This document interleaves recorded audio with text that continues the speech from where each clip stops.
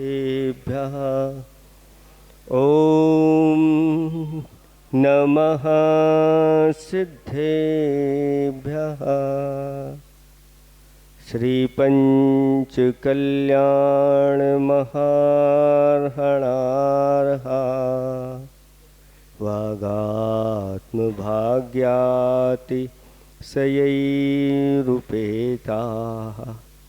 तीर्थङ्कराः केवलिनश्च शेषा स्वस्ति क्रियां नो विषमा वहन्तु। ये शुद्धमूलोत्तर सद्गुणानां माधार भावा धनगार संज्ञा निर्ग्रंथवर्या निर्बद्धचर्या स्वस्थे क्रियां नो विषमा वहन्तु। देवादिदेव 1008 कैवल्य कमलापति श्री आदिनाथ भगवान की। देवादिदेव 1008 वर्तमान शासन नायक महावीर भगवान की। परम पूज्य 108 आचार्य प्रवर वादिराज महामुनिराज की। परम पूज्य 108 आचार्य प्रवर गुरुवर श्री विद्यासागर जी महामुनिराज की। 3,9 करोड़ मुनिराजों की।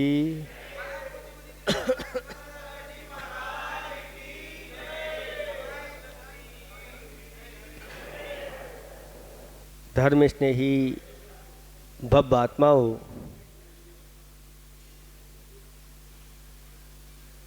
क्रम क्रम से आचार्य भगवंत स्तुति करते चले जा रहे हैं और स्तुति के साथ साथ अपनी बात भी रखते चले जा रहे हैं। 2 छंद हो चुके हैं, उनका सबसे पहले उच्चारण करेंगे, फिर इसके बाद आगे का छंद लेंगे। एकी भावं गतिव मया यः स्वयं कर्म बंधो घोरं दुःखं भवगतो दुर्निवारः करोति। तस्याप्यस्य त्वयि जिनरवे भक्तिरुन्मुक्तये चेत् जेतुं शक्यो भवति न तया को परस्तापहेतुः। ज्योतिरूपं दुरितनिवहत् ध्वान्तविध्वंसहेतुं त्वामेवाहुर्जिन्वरचिरं तत्त्वविद्याभियुक्ताः। चेतो वासे भवसि च मम स्फारमुद्भासमानस्तस्मिन्नंह कथमिवितमो वस्तुतो वस्तुमीष्टे।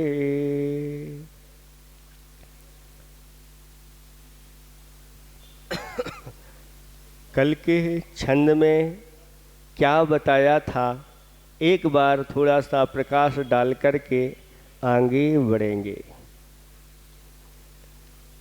दूसरे छंद में भगवान की भक्ति करते हुए आचार्य भगवंत कहते हैं, हे जिनवरों में श्रेष्ठ, जिनों में श्रेष्ठ जिनवर जो तत्व विद्या के जानकार हैं, ऐसे गणधर आदि परमेष्ठी चिरकाल से आपको ही केवल ज्ञान ज्योति स्वरूप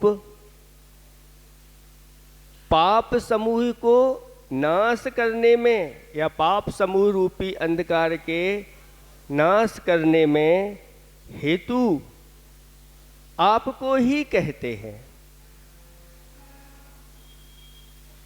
जब आपको बड़े बड़े गणधर परमेष्ठियों ने ज्योति स्वरूप स्वीकार किया है, तब आप मेरे मन रूपी मंदिर में अत्यंत स्पष्ट रूप से प्रकाशमान हो रहे हो, तो फिर उस मन रूपी मंदिर में पाप रूपी अंधकार कैसे ठहर सकता है? अर्थात नहीं ठहर सकता। बैर है प्रकाश और अंधकार का आपस में। जहाँ अंधकार है वहाँ प्रकाश नहीं रहेगा, और जहाँ प्रकाश है वहाँ अंधकार नहीं। ऐसे ही आचार्य भगवंत कहते हैं, जहाँ ऐसे भगवान जिसके चित्त में बैठ गए हैं, फिर वहाँ पाप रूपी अंधकार ठहरता नहीं, बाहर होने लग जाता है। ऐसा इस स्तुति में कहा गया है। अब वह स्तुति और आगे बढ़ती है। अब देखें क्या कहते हैं। आनंदाश्रुष स्नपित वदनम गदगदम चाभी जल्पन। आनंदाश्रुष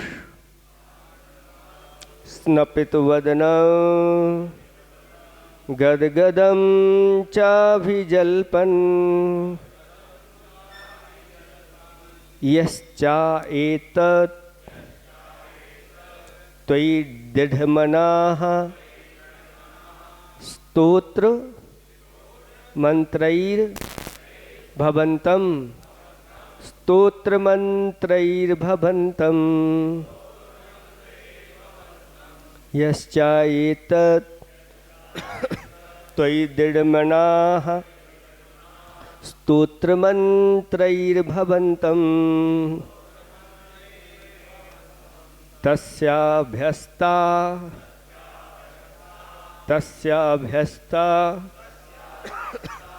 दपि च सुचिरं देह बल्मीक मध्यान।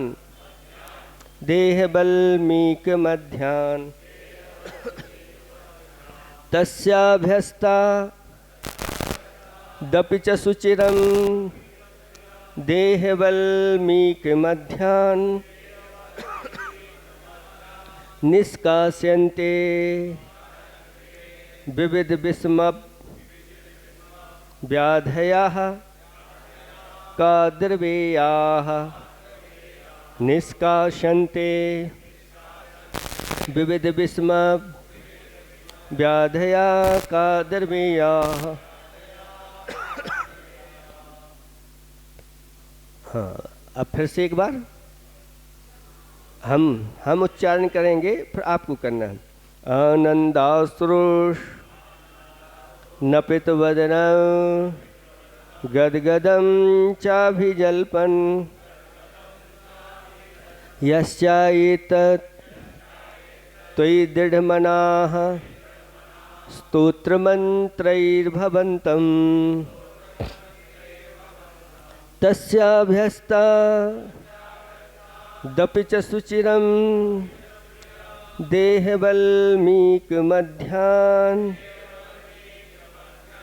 निष्कास्यन्ते विविध विषम व्याधया कादिर्वेया। बन गया? एक बार उच्चारण करो।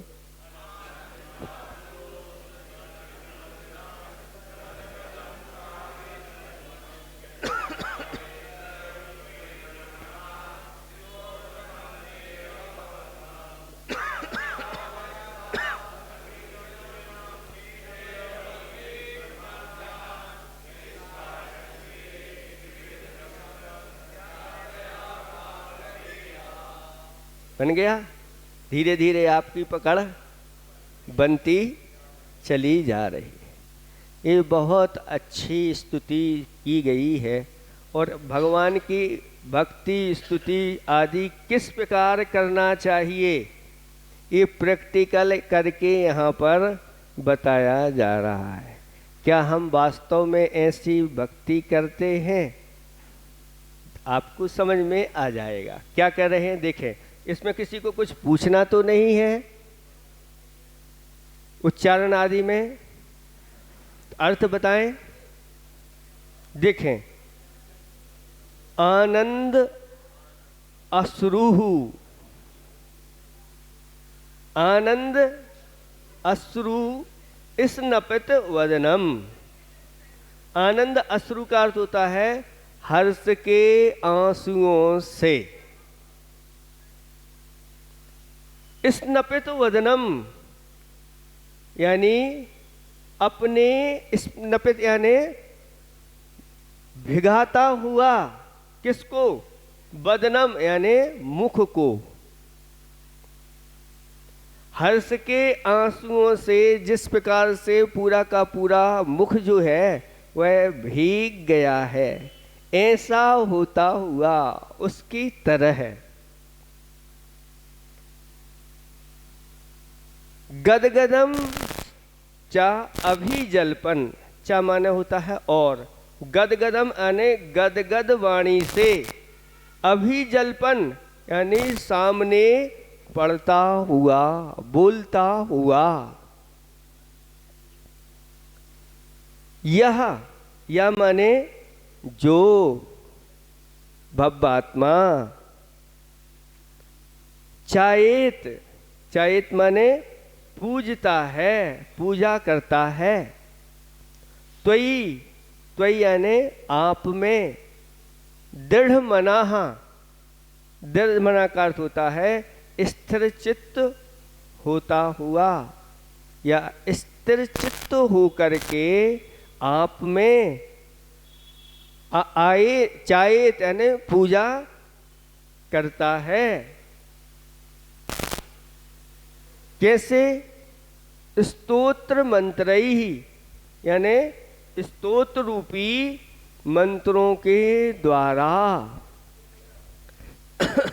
किसकी पूजा करता है, किसको पूजता है? भवंतम अने आपको। हे जिनेंद्र भगवान, आपको जो भव्यात्मा कैसे पूजता है? आनंद के अश्रु बहाता हुआ, और अपने जिसने मुख को प्रक्षालित कर लिया है, यानी कि पूरा का पूरा मुख अश्रुओं से भीग गया है। और जब अश्रुओं से भीग जाता है तो फिर अंदर से जो शब्द निकलते हैं वो पूरे स्पष्ट नहीं निकल पाते।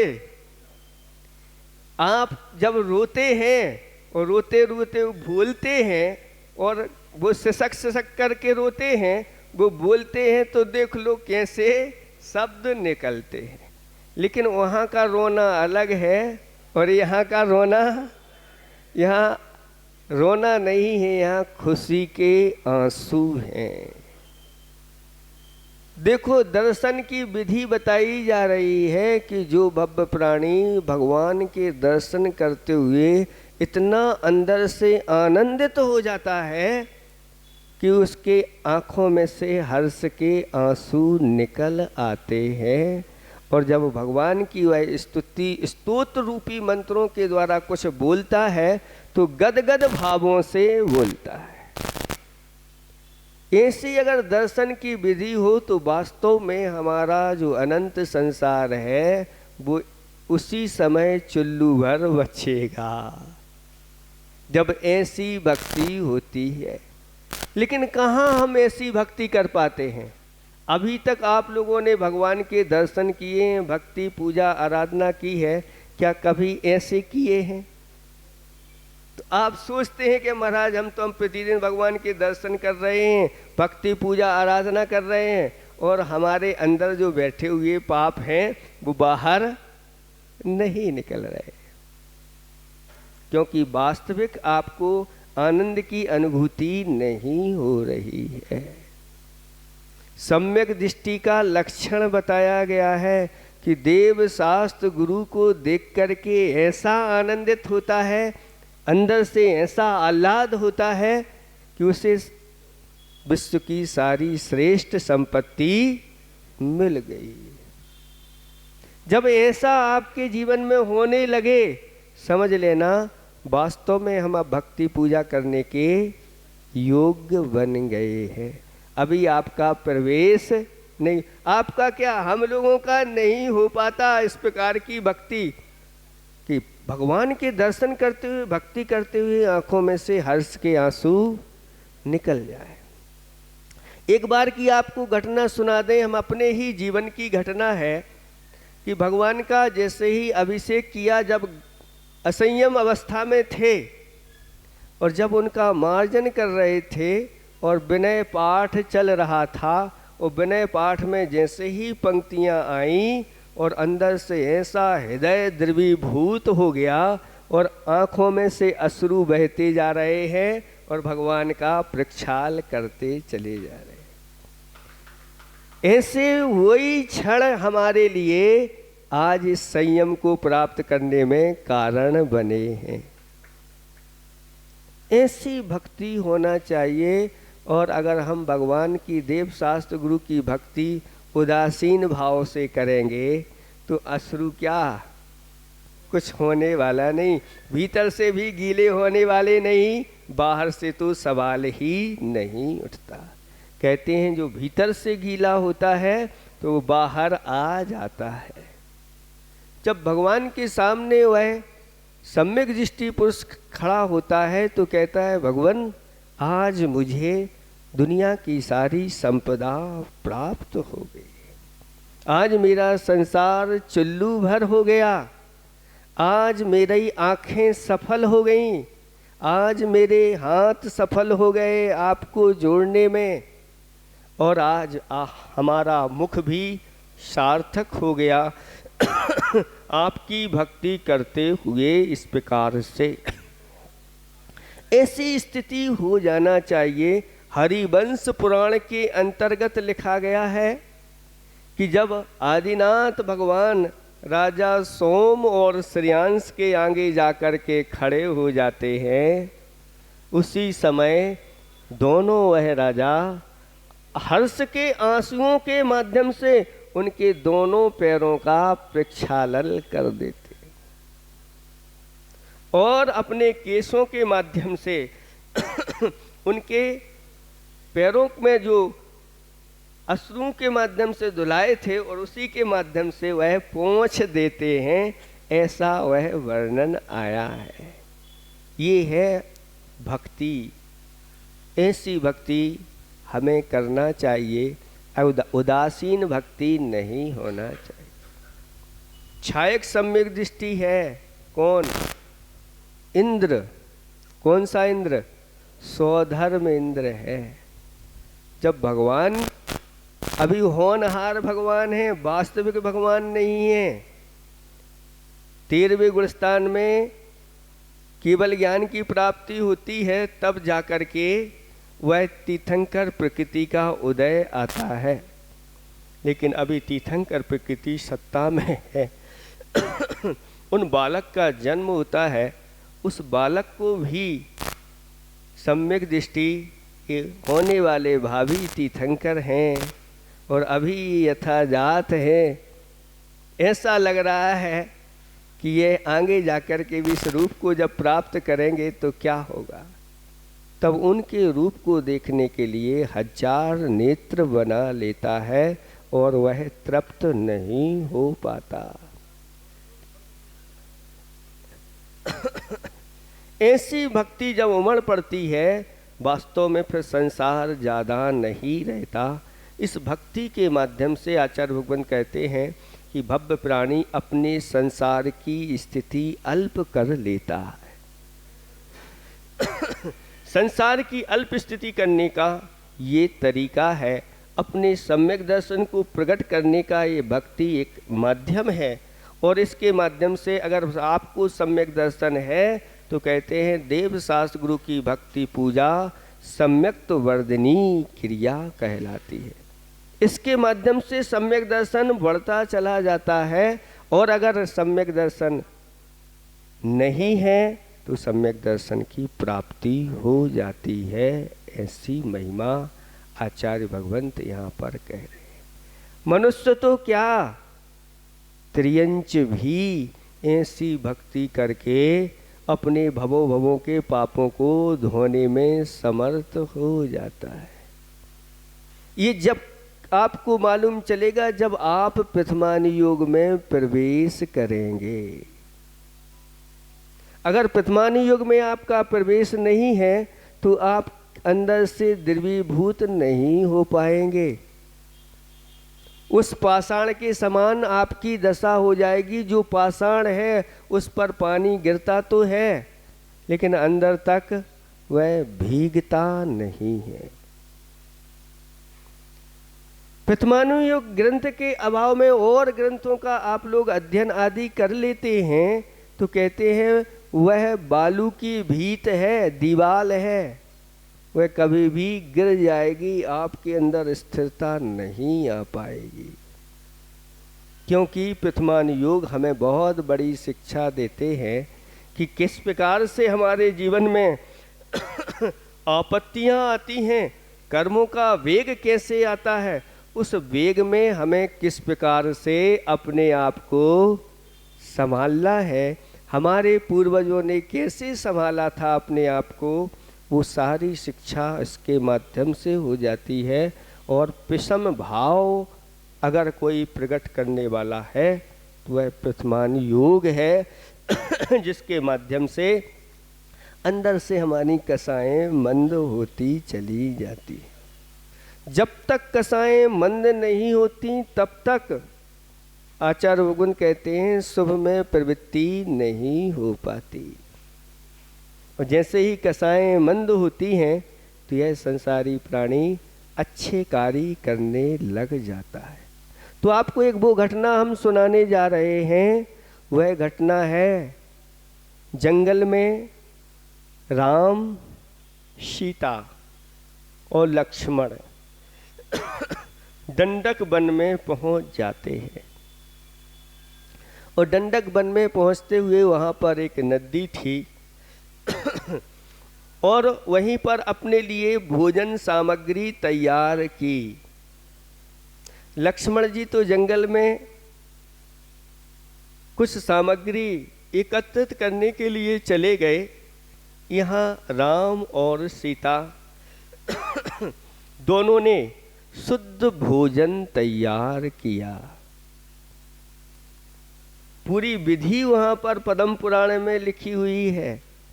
और शुद्ध भोजन तैयार किया। वहाँ पर लिखा है कि जंगल की जो गायें थी उनका दूध दुहा और जंगल में जो फल थे वो फल ग्रहण किए। वहीं पर जो आपकी धान्य थी उससे धान्य प्राप्त की। उन्होंने स्वयं बर्तनों का निर्माण किया।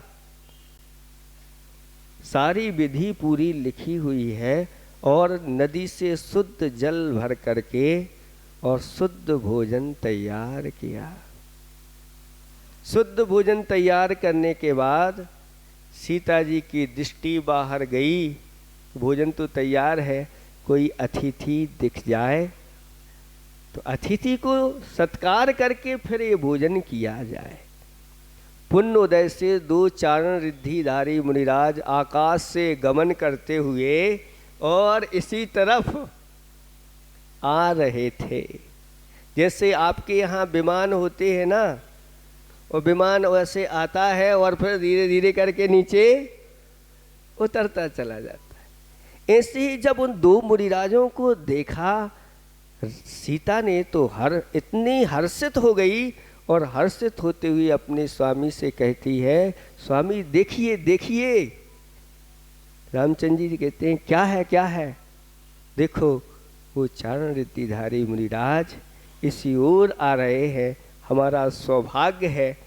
और दोनों ने मिल करके उन मुनिराज का पड़गान किया है। स्वामी अत्रो अत्रो तिष्ठो तिष्ठो करके तिष्ठ तिष्ठ इस प्रकार से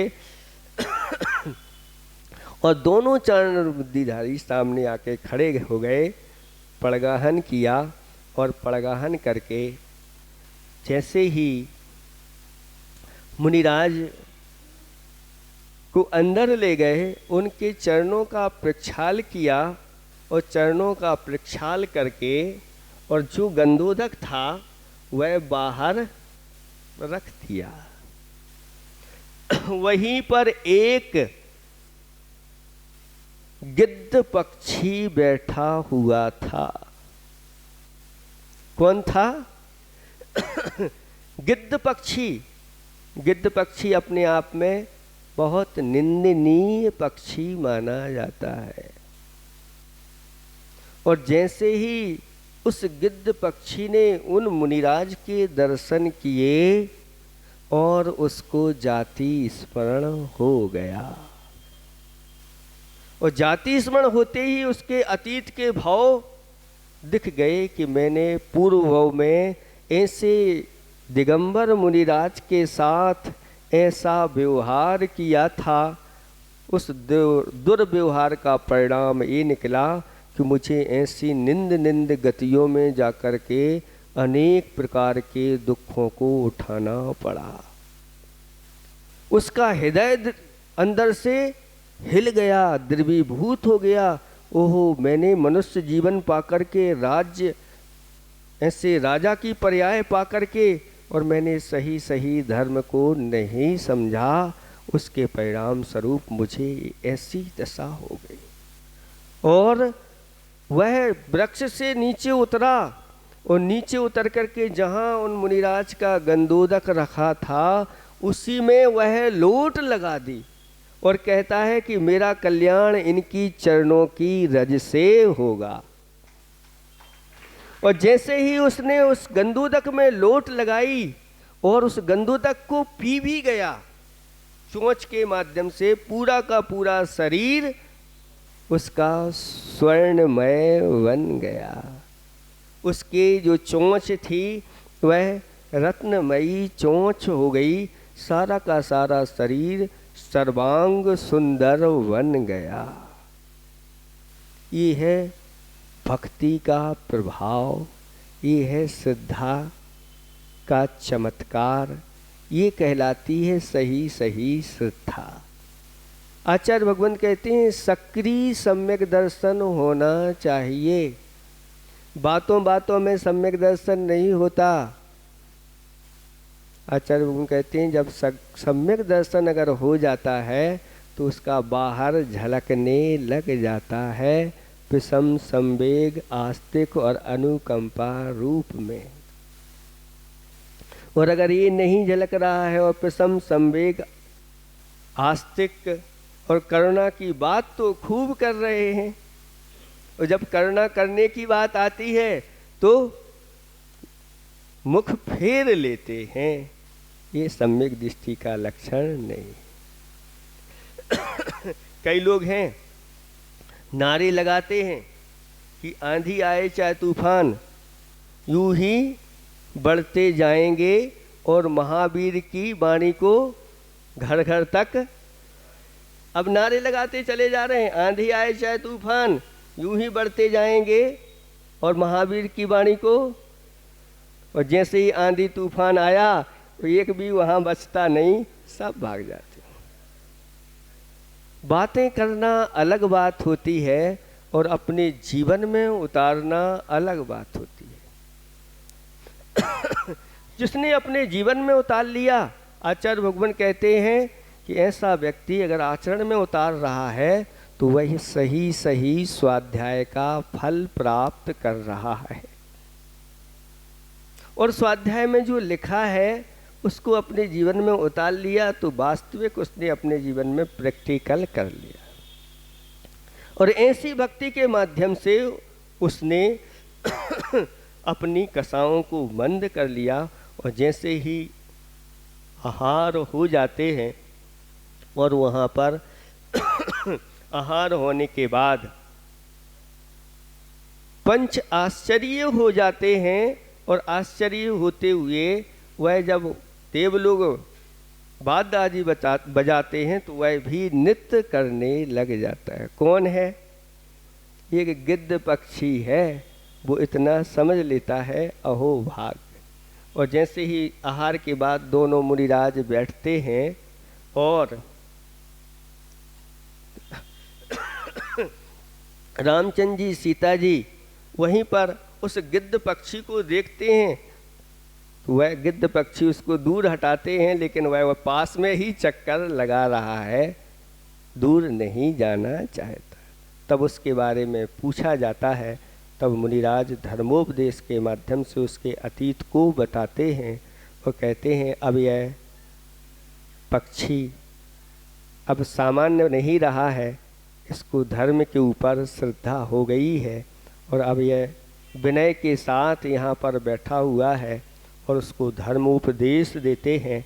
सम्यक दर्शन वह प्राप्त कर लेता है और जैसे ही सम्यक दर्शन प्राप्त करता है तो उसके लिए अणुव्रत भी प्रदान कर देते हैं अथवा मूल गुण आदि प्रदान कर देते हैं और वह सम्यक दृष्टि श्रावक बन जाता है। चूँकि उसकी जो जटाएं थीं बहुत सुंदर सोने की हो गई थीं, उसके कारण से उसका नाम जटायु पड़ उसको जटायु कह के ही पुकारते थे और राम और सीता अपने साथ उसको रखते थे, क्योंकि मुनिराज ने कहा था इसको अपने साथ रखना, कहीं कोई क्रूर पक्षी या क्रूर जानवर इसको सताए ना, इसलिए अपने साथ रखना। और जब राम सीता तीनों संध्या काल में भगवान की भक्ति करते थे, उस समय वह जटायु पक्षी नृत्य करता था, यानी उस भक्ति में वह भी शामिल हो जाता था और अपने मुख से अपनी भाषा में कुछ कुछ बोलता भी था। ऐसे ही यहाँ पर भी आचार्य भगवंत कह रहे हैं कि जो भव्य प्राणी अपने आनंद के अश्रुओं को बहाता हुआ अपने मुख को उन अश्रुओं से प्रक्षालित करता हुआ गद गद भाव से यानी अव्यक्त धुनि से भगवान आपकी या आपकी स्तुति को स्थिर चित्त होकर के पढ़ता हुआ आप में जो दृढ़ मना हो जाता है, ऐसे स्तोत्र रूपी मंत्रों से आपकी पूजा करता है, उसके क्या होता है आगे 2 लाइनों के माध्यम से समझेंगे। अभी ये 2 लाइनों का अर्थ हुआ है तस् अभ्यस्तात, तस् यानी उस भव्य प्राणी के, अभ्यस्तात यानी अभ्यस्तात अपि परिचित भी, च माने और, सुचिरम यानी चिरकाल से, उसके चिरकाल से परिचित भी, देह बल्मीक मध्यान, देह यानी शरीर रूपी, बल्मीक यानी वामी के, मध्यात यानी मध्य से, निष्कास्यन्ते निकाल दिए जाते हैं, बाहर निकाल दिए जाते हैं। क्या? विविध अने अनेक प्रकार के, विषम अने कठिन, व्याधया माने रोग, ऐसे रोग रूपी का द्रव्या अने सांप, सर्प। सर्प कहाँ रहते हैं? वामी में रहते हैं। और रोग कहाँ रहते हैं? देह रूपी वामी में रोग रूपी सर्प निवास करते हैं। देह रूपी वामी, आप लोग एक भक्ति पढ़ते हैं उसमें लिखा है कदली तरु संसार है ना, और एक और उसमें शब्द आता है ते गुरु मेरे नहीं मोह महारिपु रोग ओरग बपू बिल गिनो, देखो यही शब्द है वहाँ पर, रोग ओरग रिपु, रोग रूपी सांपों का कोई बिल है तो ये देह है, इसमें ये निवास करते हैं। लेकिन जो जिनेंद्र भगवान की ऐसी भक्ति पूजा करता है स्तोत्र रूपी मंत्रों के द्वारा, इन स्तोत्रों को मंत्र का रूप कहा गया है, ये मंत्र का काम करते हैं। अगर यही स्तोत्र हम बार बार भगवान के सामने उच्चारण करते हैं तो ये सिद्ध हो जाते हैं और इसके माध्यम से अनेक प्रकार के रोग दूर कर दिए जाते हैं। आज डॉक्टरों की संख्या बहुत बढ़ती चली जा रही है। पहले डॉक्टर और वैद्य बहुत कम होते थे और भगवान की भक्ति पूजा पर बहुत ज़्यादा श्रद्धान होता था। सांप बिच्छू के रोग जो है ना, काट खाया तो डॉक्टरों के पास जाने की आवश्यकता नहीं थी, वहीं के वहीं मंत्र के माध्यम से और उसको ठीक कर देते थे। लेकिन आज की स्थिति अलग प्रकार की है। इसलिए यहाँ पर आचार्य भगवंत कहते हैं कि चिरकाल से परिचित ऐसे शरीर रूपी वामी के मध्य में अनेक प्रकार के कठिन रोग रूपी सांप बाहर निकाल दिए जाते हैं, जो आपकी इस प्रकार से स्तुति करता है। और अगर वह स्तुति आपकी इस प्रकार की नहीं हुई तो कहते महाराज इतने दिनों से तो भगवान की भक्ति कर रहे हैं, वह हमारे रोग दूर ही नहीं हो रहे हैं। शास्त्रों में तो लिखा है, शास्त्रों में जो लिखा है वो यथार्थ लिखा है, सत्य लिखा है। इसमें किसी प्रकार की संशय नहीं करना। अब नहीं दूर हो रहे हैं तो हमारी उपादान शक्ति, हमारी भक्ति में कमी है। सम्यक दृष्टि तो यही विचार करता है, भगवान अगर मेरा रोग दूर नहीं हो रहा है, ये मेरी आपत्ति दूर नहीं हो रही है, तो कहीं ना कहीं इसमें हमारी ही कमी है। आपकी भक्ति तो वास्तव में वह जैसी शास्त्रों में कही गई है वैसी ही है, वैसे ही फल देने वाली है। ऐसी श्रद्धा जिस दिन हो गई तो फिर कहना ही क्या है। ये क्या, शरीर के रोग तो बहुत छोटे छोटे रोग हैं, बड़े बड़े रोग, 3 रोग अनादि काल से इस जीव को लगे हुए हैं। इस आत्मा के साथ 3 रोग लगे हुए हैं। कौन से? जन्म, जरा और मृत्यु। 3 रोग सबसे बड़े, मरण, बुढ़ापा, जन्म। 3 रोग सबसे बड़े, मरण, बुढ़ापा, जन्म। और रत्नात्रय है औषधि, मत हो खेद खिन्न। खेद खिन्न होने की जरूरत नहीं है। इसकी औषधि अगर कोई है तो रत्नात्रय है। और इस रत्नात्रय से हम दूर भाग रहे हैं तो जीवन में कभी भी जन्म, जरा, मृत्यु के ऊपर आप विजय प्राप्त नहीं कर सकते। जो व्यक्ति रत्नात्रय से दूर भाग रहा है और रत्नात्रय धारी से दूर भाग रहा है, ऐसा व्यक्ति कभी अपने इन 3 रोगों को जीत नहीं सकता। आज तक जितने भी लोगों ने इन रोगों को जीता है तो रत्नात्रय धारी के चरणों में और रत्नात्रय को पा करके ही इन चीज़ों को जीता। चाहे वह मनुष्य हो चाहे पशु हो। अभी इसलिए पक्षी का उदाहरण आप लोगों के सामने हमने रख दिया। अगर आपको, ये तो लौकिक व्यवहार है, तो इतना नहीं समझते। अगर आपको डॉक्टर बनना है तो बिना डॉक्टर के संपर्क किए हुए आप डॉक्टर बन सकते हो क्या? है? आपको वकील बनना है, जज बनना है, तो एक दूसरे जज से संपर्क नहीं करो, सीधे जज बन जाओ। उसके निकट जाकर के आपके लिए तो कुछ अभ्यास तो करना होगा।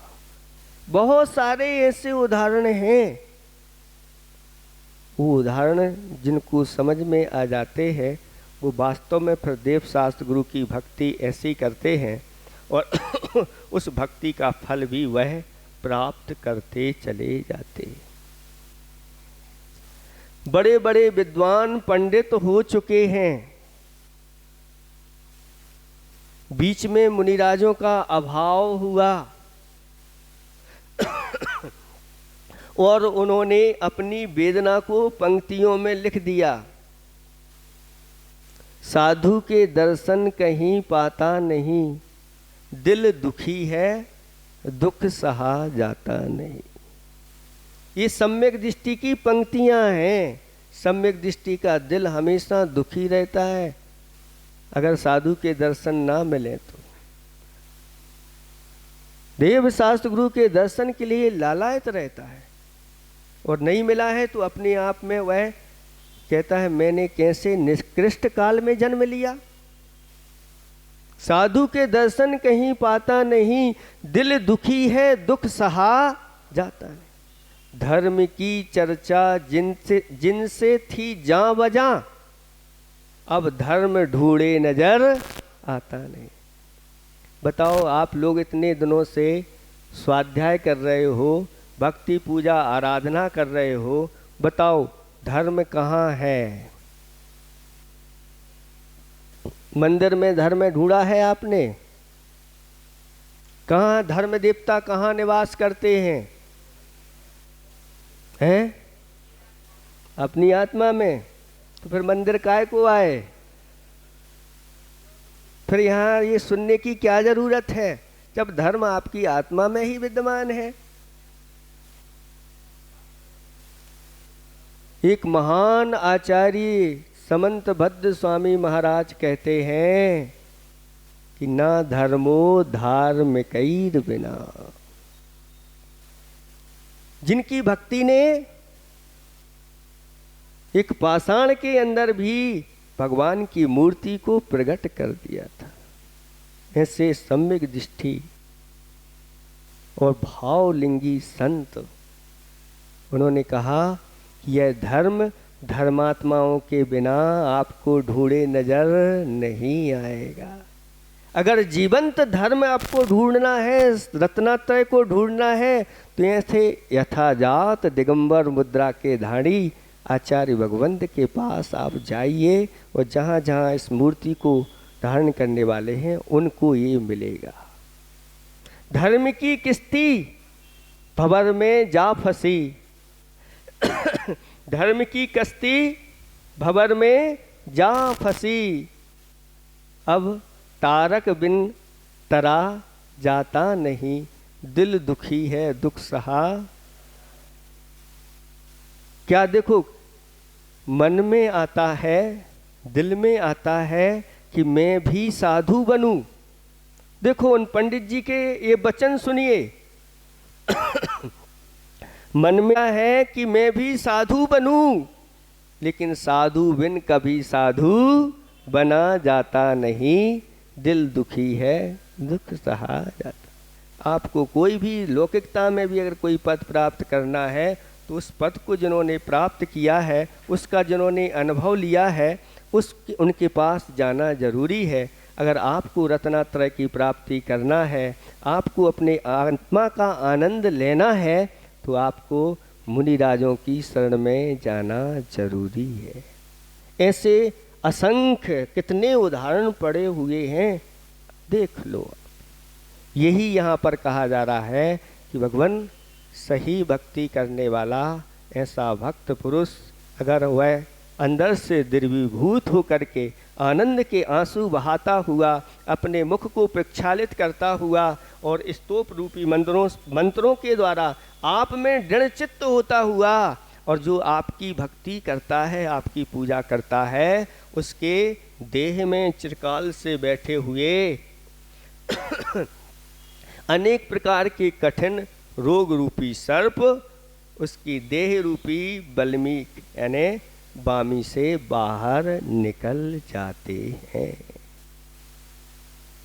ठीक है, अब समाप्त करते हैं क्योंकि दूसरा पार्ट आपका होने वाला है। उसके लिए थोड़ा सा एक ज्ञानोदय छंद पढ़ के फिर इसको हम समाप्त करते हैं। देखो, इसी संस्कृत का अनुवाद हिंदी में किया गया है, आप देखें। हर्ष अरसुओं से गीला हो मुखमंडल गद गद वाणी, स्तुति करता तब मंत्रों से दृढ़, सिद्धाधर जो प्राणी। बहुत काल से तन में बसते, कष्ट दे रहे रोग महा, शीघ्र भागते तन बामी से, रोग सर्प अब रहे कहाँ। ओम ह्रीं श्री चारु दत्तादि पंचाधिक सत गणधर सहिताय श्री संभवनाथ जिनेन्द्राय नमो नमः। कितने गणधर थे संभवनाथ भगवान के? पंच अधिक सत, यानी 105 गणधर से सहित ऐसे संभवनाथ भगवान की इसमें स्तुति की गई है।